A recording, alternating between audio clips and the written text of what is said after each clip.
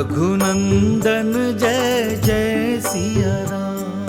रघुनंदन जय जय सिया राम। जय जय श्री सीताराम। प्रिय भक्तजनों,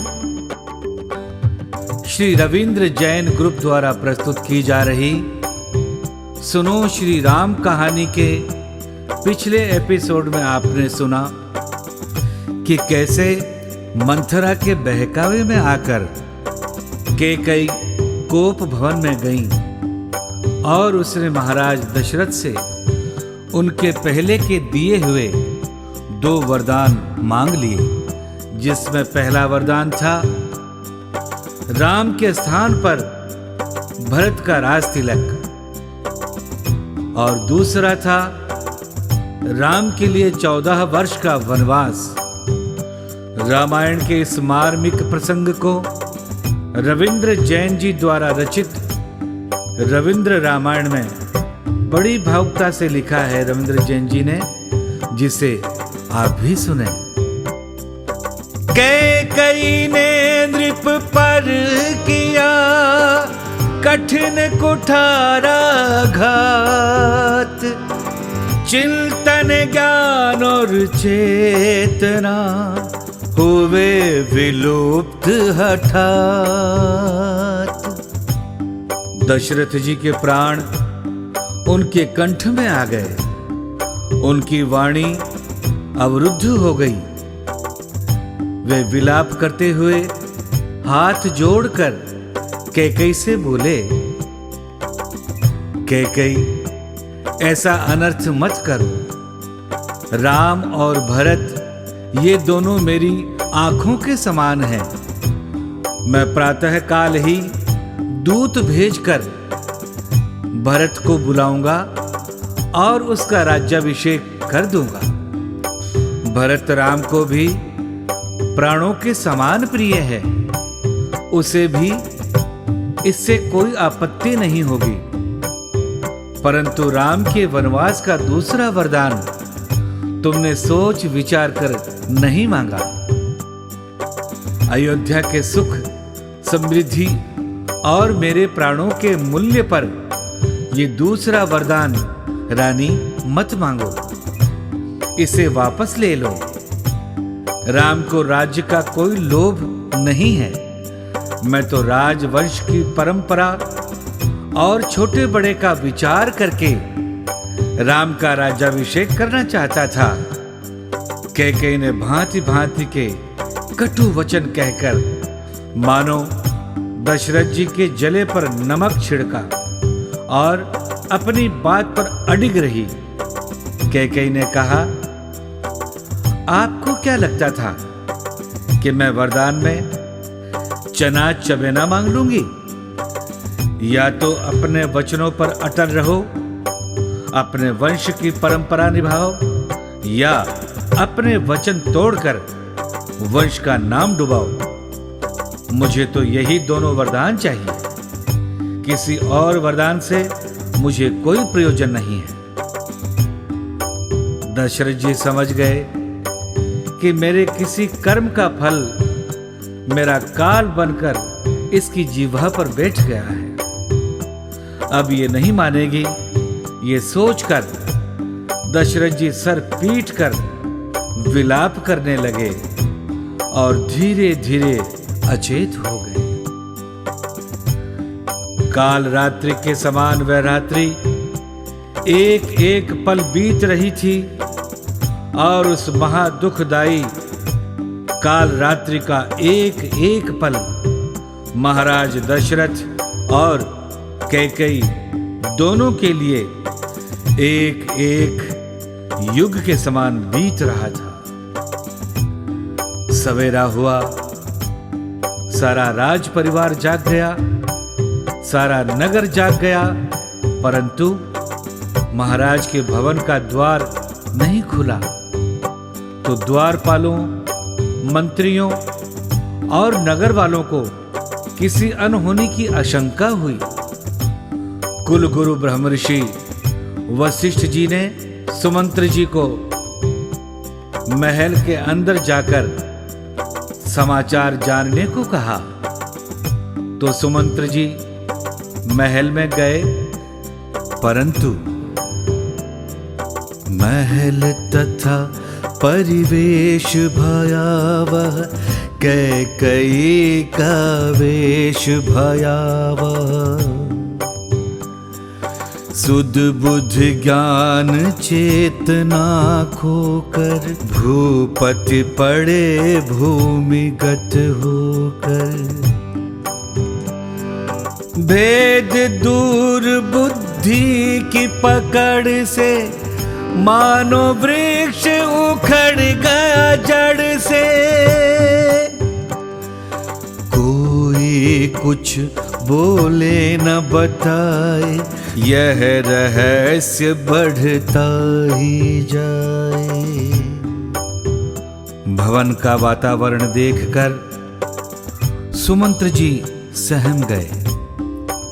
जब उन्हें सारा वृतांत पता चला तो कैकेयी के कहने पर और महाराज दशरथ के संकेत पर वे राम जी को बुलाने के लिए वहां से राम जी के महल की ओर निकल गए और राम जी को अपने साथ लेकर पुनः कैकेयी के महल में वहां पहुंचे, जहां महाराज दशरथ दीनहीन अवस्था में भूमि पर पड़े थे और कैकेयी साक्षात निष्ठुरता का रूप लेकर उनके सामने खड़ी थी। कोप भवन में दशरथ जी की इस दयनीय दशा को रविंद्र जैन जी ने रविंद्र रामायण में बड़ी मार्मिकता के साथ लिखा है, जिसे आप सुने। वह सूर्य वंश का सूर्य प्रखर, निस्तेज भूमि पर पड़ा हुआ। दशरथ की यह दुर्दशा देख, आश्चर्य राम को बड़ा हुआ। गतिमान जो सिंह समान रहा, आज उसकी ही गति बाधित क्यों। जो देवासुर संग्राम लड़ा, वह जित संग्राम पराजित क्यों। दशरथ जी की ऐसी दशा देखकर राम जी स्तब्ध रह गए। उन्होंने अपने पिता महाराज दशरथ के चरणों में प्रणाम किया। उसके बाद माता कैकेयी के चरणों में प्रणाम करके उनसे पिताजी की इस दयनीय अवस्था का कारण पूछा। राम जी के पूछने पर कैकेयी ने सारा वृतांत बता दिया कि कैसे तुम्हारे पिता दशरथ ने मुझे पूर्व काल में 2 वरदान देने का वचन दिया था और आज मैंने अपनी इच्छा अनुसार वे दोनों वरदान मांग लिए, तो ये चिंता में पड़ गए हैं। राम जी ने कहा, माता आप मुझे कृपया वे दोनों वरदान बताएं। मैं अपने प्राण देकर भी पिता के वचनों को पूर्ण करने का प्रयास करूंगा। इस पर कैकेयी ने कहा, राम, पहले वरदान में मैंने तुम्हारे स्थान पर भरत का राज्याभिषेक मांगा है और दूसरे वरदान में तुम्हारे लिए 14 वर्षों का वनवास मांगा है। मेरे इन 2 वरदानों के कारण ही महाराज इस अवस्था को प्राप्त हुए हैं और वे उन्हें पूरा करने में दीनता दिखा रहे हैं। माता के वचन सुनकर राम जी स्वाभाविक विनम्रता भरे स्वर में बोले, सुनु जननी सोई सुत बड़ भागी, जो पितु मात बचन अनुरागी। तनय मातु पितु तोष निहारा, दुर्लभ जननी सकल संसारा। सुनो मैया, पुत्र तो वही बड़भागी होता है जो माता पिता के वचनों का पालन करने वाला होता है। जो अपने माता पिता को सुखी रख सके, ऐसे पुत्र संसार में बहुत दुर्लभ है मैया।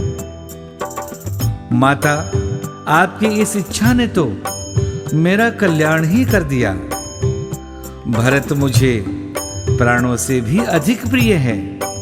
वो मेरे समान ही बलवान, बुद्धिमान और नीतिवान है। वो अयोध्या का शासन बहुत अच्छी तरह से चला सकता है। भरत को राज्य मिलना मेरे लिए सबसे बड़े सुख की बात है। आपकी इस इच्छा से पिताजी को कोई आपत्ति नहीं होनी चाहिए और मैं भी भरत के राज्याभिषेक के लिए अपनी सहमति सहर्ष देता हूं। और दूसरा वरदान मांगकर तो आपने मुझ पर बहुत बड़ा उपकार किया है माता। जो सौभाग्य मानव को आयु के चौथेपन में प्राप्त होता है, वो मुझे आपकी इस आज्ञा से इसी अवस्था में प्राप्त होने जा रहा है। शास्त्रों में सत्य कहा है, कुपुत्रो जायेत क्वचिदपि कुमाता न भवति। मानव जीवन का लक्ष्य वास्तव में यही है कि वो वास्तविक ज्ञान प्राप्त करके अपना परम लक्ष्य प्राप्त कर सके। आपकी इस आज्ञा से मैं वन में साधु संतों, ऋषि मुनियों, विद्वानों का सत्संग करूंगा और जीवन का लक्ष्य प्राप्त कर सकूंगा। आपकी इच्छा से मिला हुआ यह वनवास मुझे सहर्ष शिरोधारी है माता। भगवान श्री राम कैकेयी माता से ये कहकर दशरथ जी से कहने लगे, पिताश्री, आपने बहुत ही छोटी सी बात के लिए बहुत बड़ा दुख अपने मन में उत्पन्न कर लिया है। अयोध्या का राज्य मुझे मिले या भरत को, हम दोनों आपके लिए समान हैं। और वन गमन का वरदान मांगकर कैकेयी माता ने मुझ पर उपकार कर दिया है। मुझे आप प्रसन्न होकर आशीर्वाद दीजिए कि आपके वचनों का पालन कर सकूं, वन में रहकर सत्संग करूं और आपका प्रण पूरा करके पुनः अयोध्या आकर आपके दर्शन कर सकूं।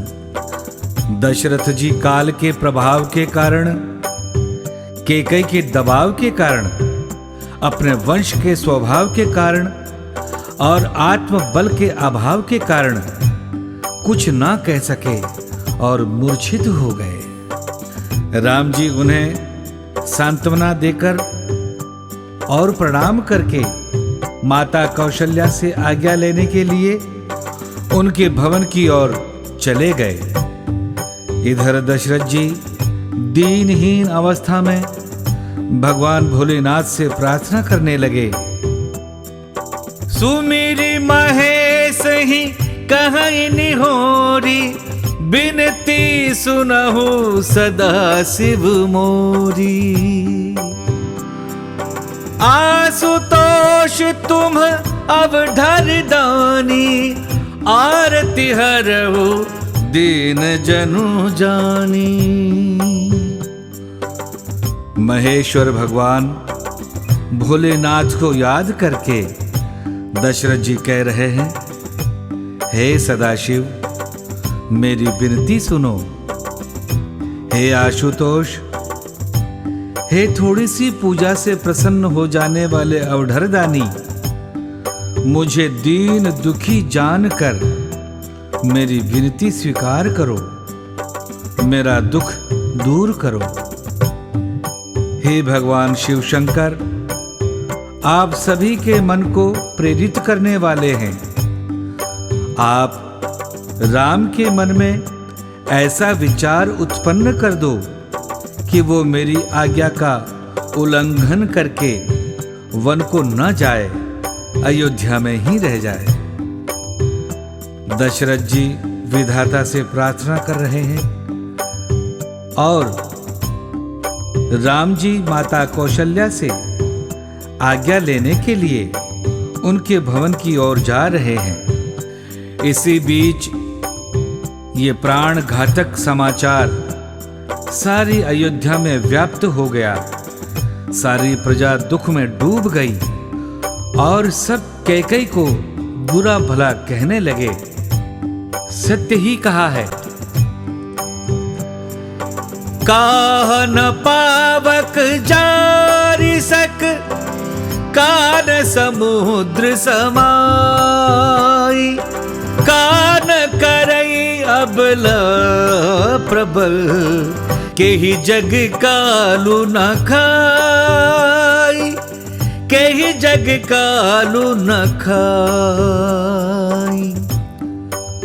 आग क्या नहीं जला सकती, अर्थात सब कुछ जला सकती है। समुद्र में क्या नहीं समा सकता, अर्थात सब कुछ समा सकता है। प्रबल अबला नारी क्या नहीं कर सकती, अर्थात कुछ भी कर सकती है। और ऐसा कौन है जिसे काल ने अपना ग्रास न बनाया हो, अर्थात काल सबको अपने प्रभाव में ले सकता है। और आज रघुवंश के इस राज परिवार पर वही सब प्रमाणित हो रहा है। प्रजाजनों में कुछ लोग कहने लगे कि राजा ने सोच विचार कर कैकेयी को वरदान नहीं दिया। कुछ लोग कहने लगे कि इसमें भरत की भी सहमति हो सकती है। वहीं कुछ लोगों ने दृढ़ विश्वास के साथ ये कहा कि इसमें भरत की सहमति बिल्कुल नहीं हो सकती। वह बहुत धर्मप्रिय और राजवंश परंपरा के प्रबल पालक हैं। चंद्रमा भले ही शीतल किरणों के बदले आग की चिंगारियां बरसाने लगे और अमृत चाहे विष के समान प्राण घातक हो जाए, परंतु भरत जी स्वप्न में भी कभी श्री रामचंद्र जी के विरुद्ध कुछ भी नहीं सोच सकते। इधर राज परिवार की वयोवृद्ध स्त्रियां कैकेयी को समझाने लगीं कि ये तुम बहुत बड़ा अनर्थ कर रही हो, बाद में बहुत पछताओगी, मान जाओ। परंतु कैकेयी काल के प्रभाव के कारण किसी की कुछ भी सुन नहीं रही हैं और अपने हठ पर अडिग रही।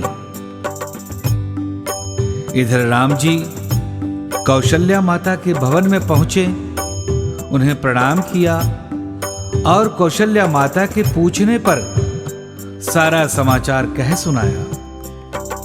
राम जी के वनवास का समाचार सुनते ही कौशल्या माता का मानो सर्वस्व उजड़ गया। उन्होंने स्वयं को संभालते हुए कहा, जो केवल पितु आय सुताता, तो जन जाहु जानी बड़ी माता।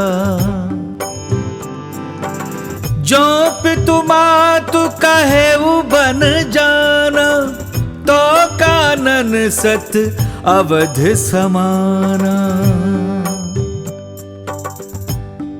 कौशल्या मैया ने कहा, राम, माता का स्थान पिता से बड़ा होता है, इसीलिए यदि मात्र पिता ने आज्ञा दी है तो मैं तुम्हारी माता होने के कारण तुम्हें यह आदेश देती हूं कि तुम वन को मत जाओ।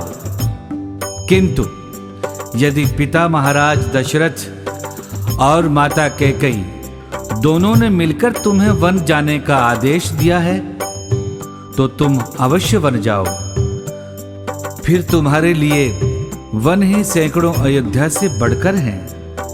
स्नेही भक्तजनों, आज की कथा यहीं तक।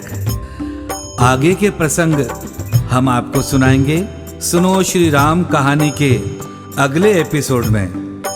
इन सभी प्रसंगों को सुनने के लिए और जानने के लिए हमारे चैनल को सब्सक्राइब कर लें और हमारे साथ बने रहें।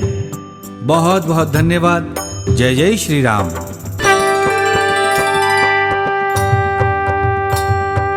सिया राम जय राम जय जय राम। सिया राम जय राम जय जय राम। सिया राम जय राम जय जय राम। सिया राम जय राम जय जय राम।